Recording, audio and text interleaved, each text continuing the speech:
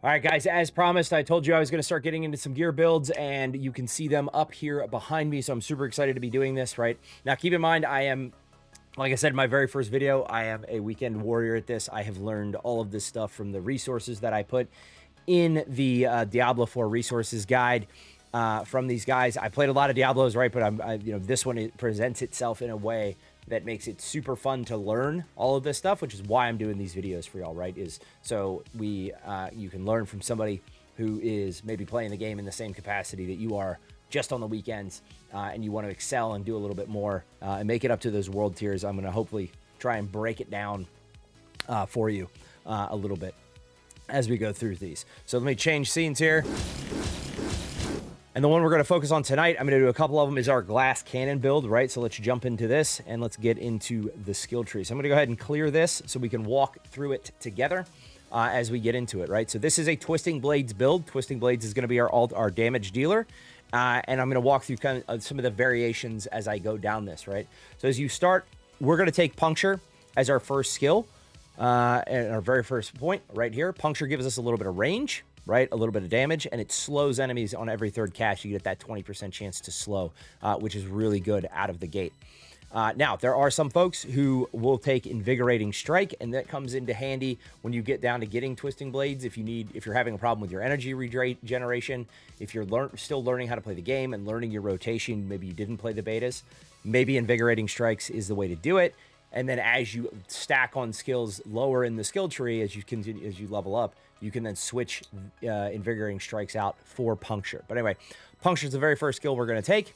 And then once we hit our next one, we're going to take that Advanced Puncture there.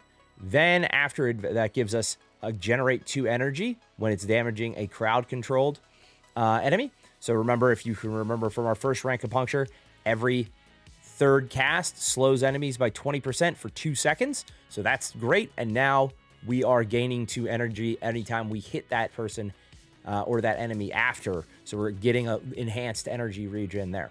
Next, we're going to take our first point into Twisting Blade. And again, Twisting Blade impales enemies with your blade, dealing 45% of damage and making them take 8% increased damage from you out of the gate, which is fantastic. And then the beautiful thing about Twisting Blades is that they return to you. So after a second of being in the enemy, they return to you. So the way you play Twisting Blades, right, is you stab your enemy and then you run away. And that's where our Shadow Step and our dash are going to come into play here in a minute, because that lets us stab the enemy 1 or 2 times, then go to the other side of the group of mobs. And as those blades are returning, they're cutting down everybody on the return path. And when we talk about the aspect that kind of makes this build come together really well here in a minute, it enhances that even more. All right, so we take in our first Twisting Blades. Then we're going to come back up and we're going to go ahead and take Fundamental Puncture. So now Puncture throws 3 blades in a spread, each dealing 35% of its base damage. Hitting an enemy with 2 blades at once makes them vulnerable for 2 seconds. So now we're basically applying vulnerable at will to enemies as they're coming at us, and as we're dancing around, always keeping our energy high with Twisting Blades. We're going to take that, right? Then we're going to come down on our next level after we finish off our Puncture tree for now, and we're going to take Enhanced Twisting Blades, and then we are going to take Advanced Twisting Blades. So Enhanced Twisting Blades deals 30% increased damage when they're returning. So now on this base one, now you're getting an extra 30% damage on the return trip. So it's going to make your dungeon clears, your mob clears, your trash clears even faster as you get that. And then this is probably the best part, is Advanced Twisting Blades. Now, as for every enemy that they're hitting on the way back, that your blades are hitting on the way back, all of your cooldowns are reduced by 1/4 second for every enemy they pass through, up to 3 seconds. So you're always getting your cooldowns back, and that's going to come in handy for dash, and that's going to come in handy for Shadow Step. All right, so now that we've got that done, right, we're going to take one more into Twisting Blades before moving down the tree, and then after that, right, just to get a little bit extra damage, we're going to take our first dash, and then we're going to take our first, after dash, we're going to take our first Shadow Step. Now, dash is probably your best mobility tool. It allows you to engage really fast because you can jump into the crowd, apply some shadows, apply some Twisting Blades, and then you can Shadow Step away. Or you can do this either way. I always prefer dash, because you'll notice the biggest thing here is dash does not make you unstoppable. So if you dash in and then for some reason you get frozen, or for some reason you get stunned or you get CC'd, you can use Shadow Step because you become unstoppable, which breaks that, and then you can move across the gain. So then you gain attack the victim 72% behind, and then you're increasing your movement speed for 2 seconds afterward, which is really good. And there's a couple of ways to enhance both of these with some aspects and some legendary items that we'll get into in a little bit later. So after we take Shadow Step, we're going to come back up, and our next 3 are going to go into our Twisting Blades just to finish that off. And at 5 of 5 here, we're getting 63% damage, and we're getting 101% damage on the return, plus that extra 30%. So now we're at 131% of our return damage, which is really good. Okay. So now what we're going to do is we're going to come down here. I don't take anything on this row for the glass cannon build. We'll get into this row when we look at our tanky build, which will be the next video. It's basically the same one where we're taking a little bit more, damage. So on this row, we're going to completely ignore it for now. And we're actually going to take, we're going to ignore all of the skills, right? And we are going to take 3 into exploit, right? Or sorry, we're going to take 2 into our next 2 into exploit, and then 1 into malice. Then we're going to come back up here, and we are going to take 1 into enhanced dash, which opens up our imbuement skills. Now, there's a couple ways we can do this, right? You can decide either if you want to take... Now, I don't recommend on this build to take both poison and shadow. That creates a little bit too much, and because you are going to need to prioritize movement, because you're prioritizing damage. You're prioritizing damage over defense. You're probably not going to want to take 2 imbuement skills. There is a flurry build that actually benefits from that. I don't think this build necessarily does. I prefer shadow just because I think it's a little bit cooler, and I like the effects that you get across clearing mobs in a dungeon, where poison is a little bit more single target. So up to you. We can walk through both, right? If you do take poison, you're going to go poison. Then you're going to go for your next couple of levels. Then you're going to go enhanced, and then you're going to go blended, right? So that way your critical strikes against poison get there, right?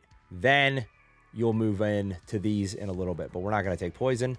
For our next 3 levels, we are going to come down and we are going to take shadow, and then we're going to take enhanced shadow, and then we are going to take the blended. Now, mixed shadow imbuement, enemies affected by shadow need to take 12% non-physical damage you for 8 seconds.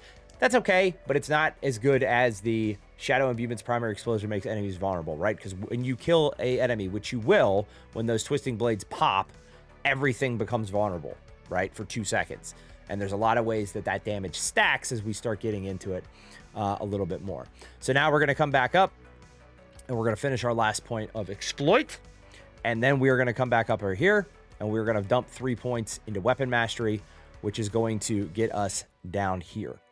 Now, we're then going to take our shadow clone for our next 3 levels, and we're going to do this, and we're going to come into supreme shadow clone. So our first shadow clone, whenever you pop your ultimate, mimics your attacks for 15 seconds, and the shadow clone deals 60% of your damage, which is really good for single target and high target damage on your bosses.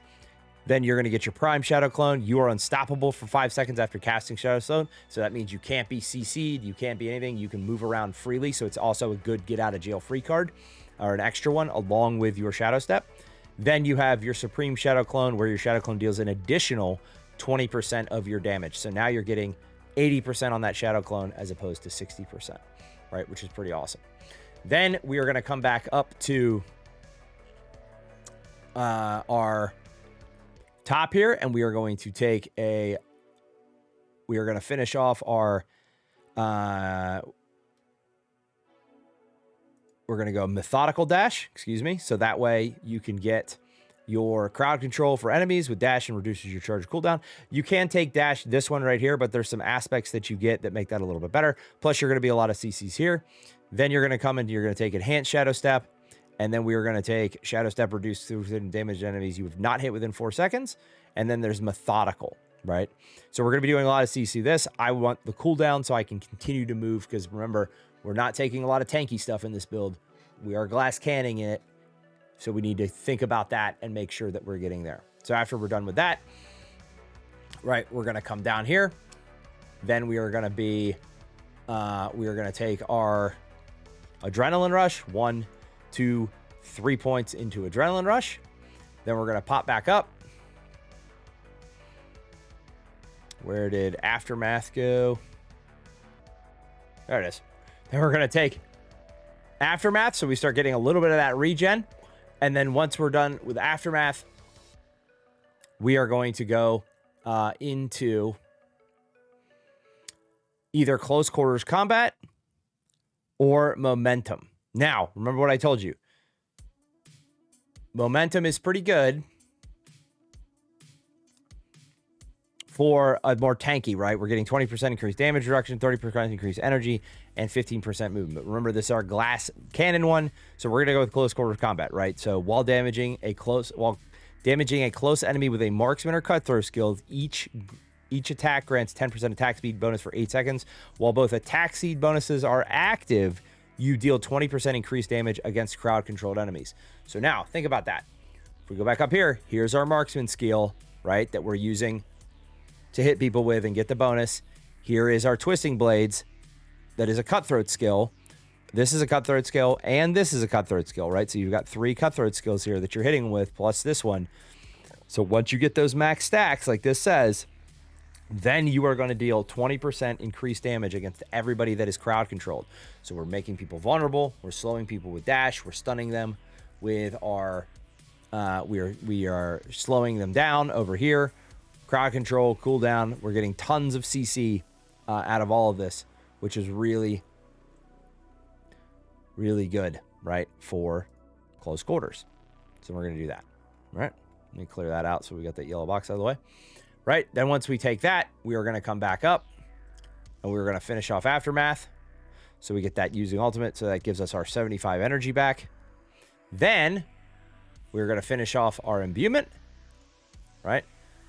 And then we're going to come over here, and we're going to add a Lucky Hit to Shadow Crash, and then we're going to go get Consuming Shadows, and we're going to finish that off. So now, every single time that you kill an enemy, right, with your shadow damage, you generate 30 energy, which is fantastic. Now, from here, it's a little bit of a toss-up for your 14 remaining skills. I like to come in and finish off Dash for the cooldown, and then I like to add and finish off Shadow Step, since these are all going to be, now we have 3 primary damage dealers on this for crowd control. And then we're going to come down here, and I enjoy, after Adrenaline Rush, I really enjoy Haste, and I really enjoy Impetus, right? So moving 15 meters, your next attack deals 7% increased damage. It's really up to you there. I definitely like Haste for this as we get into the points. And then we have a final 3 points to put kind of wherever we want. So we can go with Precision Imbuement, which is usually what I would do here. We can also look at Agile. Using Agile increases your dodge chance. Mended for stealth. I prefer to go right into here into Precision Imbuement for my last 3. So that way we're getting that extra critical strike chance from our imbued skills. Right, guys? And there we have it. There is the glass cannon build. Now, the one thing to think about this is this, if we go back over here to the gear, right, our specialization here is Inner Sight. We don't get that until level 20, right? So you're going to use combo points up at level 15, and then you're going to switch to Inner Sight. You're going to switch to Inner Sight at...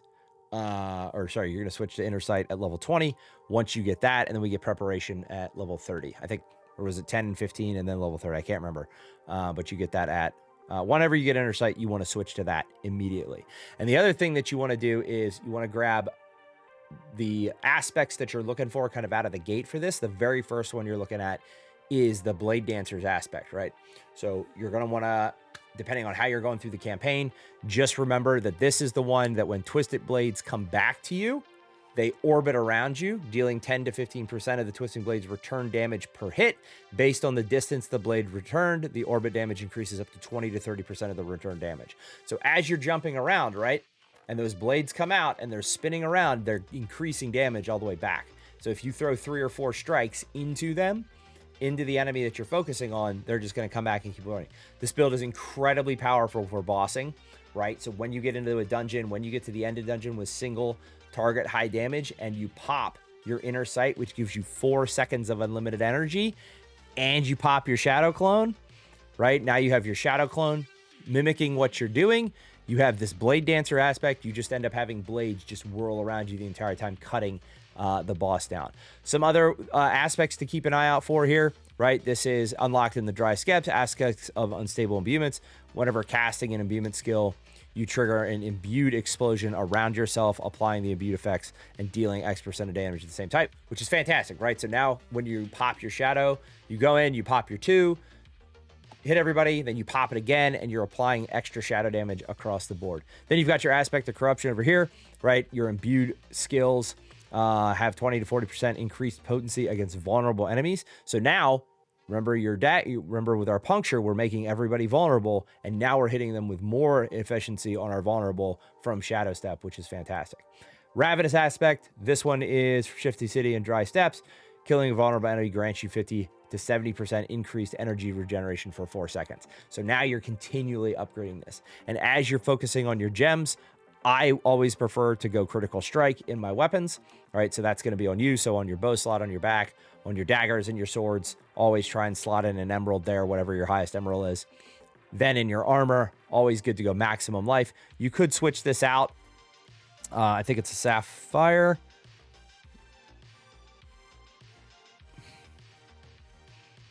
You could switch this out for a skull, but or a diamond, excuse me, for barrier generation. But I think just max health is going to end up giving you more beneficial. And then skulls in your jewelries for that extra potential 750 armor as you're getting it up there, as you get them in your amulet and both of your rings, right? There's a couple other things through it. I'm not going to get into Paragon boards on this one. I don't know enough about them to really talk educatedly about them, but you know, with that said, that is the glass cannon build.